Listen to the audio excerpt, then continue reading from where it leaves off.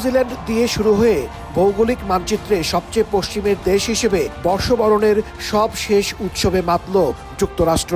স্থানীয় সময় রাত 11:59 পর কাউন্টডাউনের মাধ্যমে শুরু হয় নিউ ইয়র্কের টাইম স্কয়ারে ইংরেজি নববর্ষ উদযাপন। তুমুল হর্ষধ্বনি, রং বেরঙের কাগজ আর বেলুন উড়িয়ে নতুন বছরকে বরণ করে নেন মানুষ। ঘড়ির কাঁটায় 12টা বাজতেই 12,350 পাউন্ড ওজনের নতুন কনস্টেলেশন বলটি উপর থেকে নিচের দিকে নামতে শুরু করে। রঙিন আতশবাজিতে ছেয়ে যায় নিউ ইয়র্কের আকাশ। বিশ্বের ঐতিহ্যবাহী এই বল ড্রপ দেখতে টাইম স্কয়ারে তখন 10 লাখেরও বেশি মানুষ।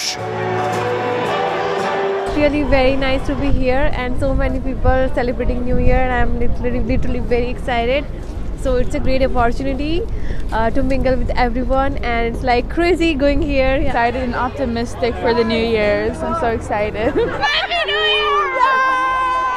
2026 সাল যুক্তরাষ্ট্রের স্বাধীনতার 250 বছর। এ উপলক্ষে 12:04 যুক্তরাষ্ট্রের পতাকার 3টি রং লাল, সাদা ও নীলের 2000 পাউন্ডের বিশেষ কনফেটি ছোড়া হয় আকাশে।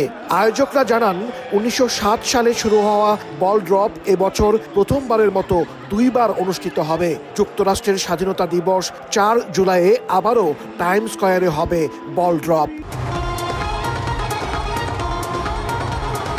এর আগে বর্ষবরণের জমকালো আয়োজনে পারফর্ম করেন ডায়ানা রস, মারেন মরিস ও অ্যানা বারবারা এবং লিটল বিগ টাউন ও টোনস অ্যান্ড আইয়ের মতো জনপ্রিয় সঙ্গীত শিল্পী ও ব্যান্ড দল।